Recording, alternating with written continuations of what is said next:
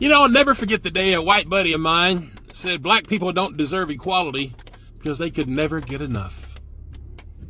And that's true. White people are actually scared of equality. That's just how racist we are as a people. And it's not just that one person. White culture in general. Probably I would say most white people, when they hear the word equality, they fear that white people will be oppressed because brown, black, and indigenous people might actually get what's fair and just. That's just how racist we are. And we're so obsessed with the idea of not having equality in America for black, brown, and indigenous people that we don't have health care, that we don't have economic equality. We don't have reasonable gun laws. Our liberties are being stripped because we have a fascist, racist, white supremacist regime in office because we are so scared of equality. We're so scared that black and brown folks might become the majority one day. That we had a black president, and now we've got to have a white supremacist president. That's how scared we are of equality. That's how racist we are as a people. Go to the fucking root. The root of America's problems. The root of the white man and the white woman, their problems, and America and the world. If you think about it, colonialization, white supremacy, the mentality of white people today, not just yesterday, today, right now, the denial racially, the silence, the apathy, the continuous gaslighting, all that fucking shit, that's ruined us. It's ruined white people, and it's ruining our nation. And whose fault is it? White people's fault. Their inability to fucking fix their goddamn problem. Until we fix white supremacy, everything we try will fail. It's dysfunctional and it's toxic, and Trump and this regime is the perfect proof of all that shit. How we got in this fucking mess? White people's bullshit. White people's racist fucking bullshit. Period. In 2026, black folks still have to come down to this legislature and beg for something that they rightfully were born to have, and that is a right to vote and proper representation. We live in a time where one of your colleagues can turn around and tell an audience of women and black men and women, more specifically myself, you need to shut up, boy.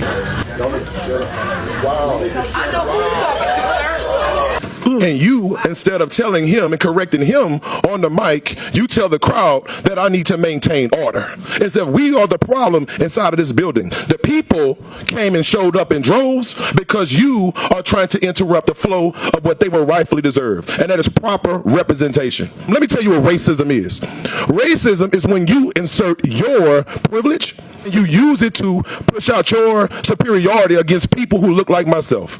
And in the words of Congressman Cleo Fields, I wake up every day and I can't wash this off. They can't wash that off. And if you're going to vote and tell us that we should not deserve the right to have proper representation because of the color of our skin, that's emphatically wrong. In fact, it was St. Augustine who said that an unjust law is no law at all. Anything that comes out of this body that is in full support behind what Jeff Crow, because this ain't Jim Crow that we're dealing with now, we're dealing with Jeff Crow policies, is wrong. And one thing that I simply just cannot understand, Senator Miguez isn't here right now, but for God's sake, your last name is Miguez. Your people are marginalized people, and you sound as though you are in support of a bill that hurts and harms marginalized people. You got to make that make sense to me today. Single Democratic leader on this board, I applaud you. Because these same people, they think because they can come and eat, that you go and eat with them, that they come and smoke cigars with you, that they crack glasses. Wait, 1 second. No, you're going to listen to me. All right, you go ahead. You're going to listen to me. Go ahead. You're going to stay on the four corners of the bill. We're not going to talk. No, you're not. Okay. You're going off. If you choose to keep on talking about it's racism, okay. You may not like what I got to say. I'm going to get the mic. It's okay. Please I'm going to leave the mic anyway because I knew you were going to do this. You can leave now. All right, I will. Thank you. I have questions for you. I'm sorry. No, he's done talking, Senator. He's done. That's okay. You're going to beat on my rights. That's fine. Go ahead, Senator Jenkins. You can make a statement. But what is the position there on those bills? Each and every one of those bills disenfranchises black voters and Democratic voters across the state of Louisiana. I did not know that you had been told to shut up. I did not know that the actual quote, Senator, was y'all need to shut up, boy. That is so offensive, and I do want to apologize on behalf of the Senate. I do want to apologize on behalf of the committee because that was so inappropriate, and I did not know that had occurred. So white people will never leave black people alone, and I'm going to tell you why. White society's obsession with black people isn't new. It's centuries old. If you think about slavery, colonialism, and exploitation, from the start, white wealth in America was built off the backs of black bodies. Sugar, cotton, tobacco, rice. This wasn't just economics. It was a system where white people's very identity was shaped around controlling and owning and watching black bodies. But here's the wild contradiction in all of this, right? While trying to dehumanize us, white culture has always been obsessed with us, right?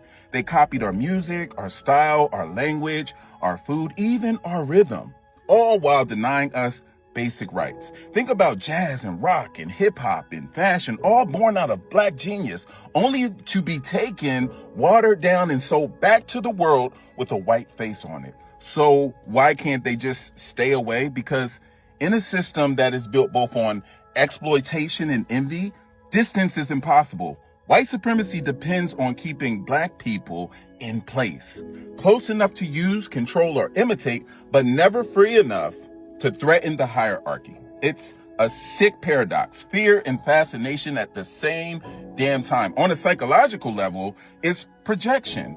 White folks will project their guilt, their fear, and their insecurities onto blackness, and then turn around and crave the very life, culture, and resilience they tried to destroy. It's like they want the sauce, but not the struggle. Now, to be real, not every white person acts like this, but the system, the way whiteness has defined itself against blackness, makes it so this obsession keeps resurfacing. Whether it's over policing or culture appropriation or trying to legislate our lives, it always comes back to the old need to dominate mixed with a quiet desire to be what they can't. Why are white people so intimidated and threatened by black men, despite their claims that black men are inferior to them and incapable of the most basic tasks? Well, there's an easy answer to that question. No black men are superior to them. Put us on any playing field, be it physics or football, and we will win. Give us the same opportunities, and we will win. Because we come from a history of not trying to destroy and dominate the world, and you come from a history of trying to destroy and dominate the world, and that has become the culture of the white community. So you go into your medicine, and your first open heart surgery as a black man, your first separating of Siamese twins as a black man, the creator that eventually produces your first artificial heart as a black man. You can just go on and on. A black janitor, Johns Hancock, all right, teaches your best surgeon, the janitor, who never went to med school. Give me a break.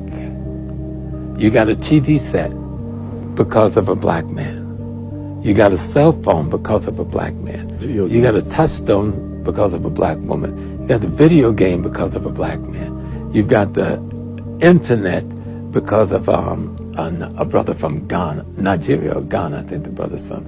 You got the. So this lady asks, this black lady, are white women really that scared of black women? And I'm going to say yes. And this is my opinion as a white woman who is 53 years old and has lived in the South in Georgia in my entire life. But it's not being scared, but it's a fear. And it's not a physical fear. It is the mental fear. It is what we see in you and what we see you doing and how it challenges us and the fear of that. So we see black women and we see how strong you are. We see you coming together as a community. We see you supporting each other. We see you supporting your community, supporting your families, supporting your children, going out and fighting for your rights, being authentic in your race and in your femininity. Anyway. And we're jealous. I think we're jealous because we would love to be that, I think, and we don't know how to break out of the indoctrination that we have been suppressed by our entire lives. And I'm not giving white women a pass, don't get me wrong, but I know I, and most women, white women have been told our entire lives, be quiet, know your place, be a good girl, don't rock the boat, don't be too much. And when you are any of those things, you are ostracized because you have rocked their boat. And that is what black women are. You rock our boat, our mental boat, because you challenge us to look at how we are deficient and not living in our truth, and it makes us uncomfortable. And people don't like to be uncomfortable. And it makes us start to question ourselves, and people don't like to question themselves. We would rather live in our little bubble of white supremacy and what we know and comfortableness. I know that's not a word. Than a lot of people would, white women would, rather than challenge themselves to grow and know more, because it's easy. Doing the work is hard. It's really hard. I've been doing the work the past several years, and it's hard. It is hard admitting some truths about yourself and some truths about yourself as a white woman. So yeah, I think that white women are scared of black women because you challenge us in that way, and a lot of us don't like it. And that's why we fear you. It's because we fear what you make us face. Email. You have the email because of a black Indian man. And it's just going, all of the technology that you're using was created for your corporations by African peoples. All of it. I was brought up in, quote, Bedford-Stuyvesant, but I would like to say what scares us is I think we hear violence. Isn't it sad that we who have been the victims of so much violence, now whites fear violence from us? We do not have a history of killing white people. White people have a history of killing us. See? And what you fear, may I say this, sir? What you fear, it is a deep guilt thing that white folks suffer. You are afraid we ever come to power, we will do to you and your fathers what you and your people have done to us. And I think you are judging us by the state of your own mind, and that is not necessarily the mind of black white folks with very little power. For them, it's just habit. I have been speaking more vocally on race and sort of documenting my deconstruction of the racism I was indoctrinated into as a child. And when I make those videos, there are 3 different kinds of comments I get, excluding the racist assholes because I just delete and block them. But from white folks, I generally get, oh my God, I never even thought about it like that. And from black folks, I usually either get, thank you for speaking out, or how can you not know this? Why are you shocked? We've been saying this forever. And that third response is 100% valid, and I completely respect it. You're right. I should know it. We all should know it. But it's that first response is the reason why I'm documenting this process I'm going through. Have been going through for years, but it's accelerating pretty quickly right now. Because us white folks are stuck in this loop of we don't know what we don't know. We were literally taught lies. So I'm just going to keep speaking truth. From black Trump voters. Now, right off the bat, if you're black and you voted for Trump or you're still supporting Trump, you are delusional. If you think Trump, I've known Trump for 30 years. If you think he's pro-black people, you're completely delusional. I've been to Mar-a-Lago, I don't know how many times, and I've never seen a black person there. And Mar-a-Lago is a huge place. There's 1,000 people there when I used to go there for a fundraiser or an event. Never seen a black person. I've never seen a single black person there. Okay? Trump is not a fan of black people, but you probably didn't see this. If you're still supporting him, you probably didn't see how he snuck this in a couple of days ago. So a couple of days ago, if you're not familiar, Trump pulled back the law that kept federal workers in federal buildings from segregating bathrooms, drinking fountains, work areas from blacks and whites or any other race. Okay, it was always black and white, but that's what the law says. He pulled it. Okay, now we're going back to the days of the early 60s, late 50s, 1950s and before, where there were black water fountains, colored water fountains is what they call them for coloreds, and white water fountains, and restaurants. And now in federal buildings, they can discriminate against you. Okay, let me tell you, if you didn't know that, let me tell you what's next. It's coming. Watch.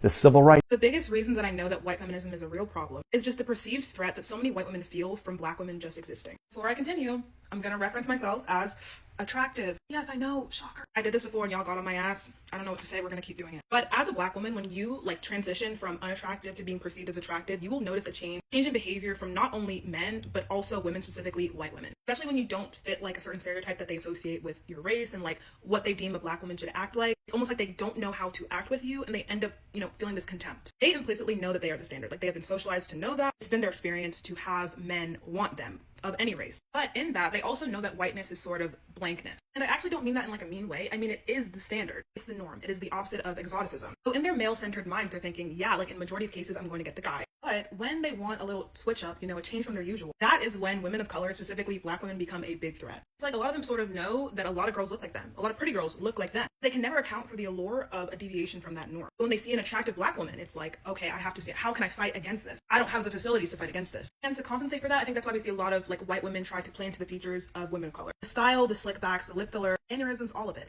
They want to be able to oscillate between all types of attractiveness, become this sort of maxed out woman who has every single thing a guy could ever want at any time. Because they are so used to being the standard, they cannot accept someone wanting something different. So they kind of try to borrow parts of you to become that so that won't happen again. It's very interesting and it happens more than you would think. So, a Texas pastor. Okay, I could have just stopped right there, but I'd be doing an injustice because this doesn't speak for all Texas pastors. But since we're here, a Texas pastor just told white parents that they need to have the talk with their kids about the supposed dangers of black people. Yeah, so let's break this down real quick. So Pastor Joel Webben gets on his podcast and says that white Christian parents should warn their kids that being around black strangers is 30 times more dangerous than being around white ones. He even tried to back it up with numbers. But here's the thing. Those stats are cherry-picked, distorted, and don't reflect how crime works in real life. The FBI's own data shows that crime is overwhelmingly intraracial, meaning white people are most likely to be harmed by white people, black people by black people. That's just facts. But here's the real kicker. In the black community, we also have something called the talk, and it's not about other people being dangerous. It's about how we have to survive encounters with police, teachers, and even just walking in certain neighborhoods while black. Black parents sit their kids down and say, keep your hands visible. Don't make sudden moves. Be respectful, even if you're disrespected, because your life could depend on it. That's the talk that we've been forced to have for generations. This pastor's version of the talk is just racism wrapped in scripture. It's fear-mongering. He's telling parents to literally program their children to see blackness as a threat before they even know who we are. And the conditioning is exactly how stereotypes, profiling, and racial violence keep getting passed down. So instead of spreading lies and teaching fear, maybe parents should have the real talk, the one that teaches kids empathy, history, and how to unlearn this cycle of hate. Because let's be real, ignorance gets inherited the same way that wealth does. Oh, and the irony, he claims that parents are failing their duty if they don't pass this on. No, sir. The real failure is raising kids who can quote Bible scriptures but can't recognize humanity. Because at the end of the day, you're a Christian pastor, you should know this already. God has not given us a spirit of fear, but of power, love, and a sound mind. And there ain't nothing sound about what you just preached. She is on the phone with 911 right now. I'm rude and he's just threatening me right now. Look at her. She said I just threatened her. What threat did I make towards you? I'm Elizabeth. What threat did I make towards you, ma'am? Huh?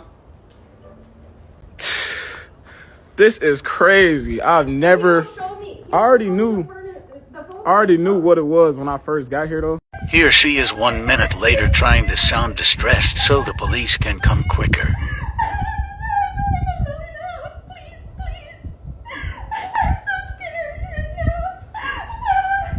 What? I'm shaking.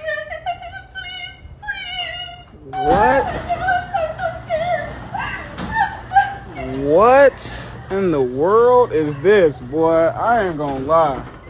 I've never in my life had to deal with no bullshit like this. Never in my life.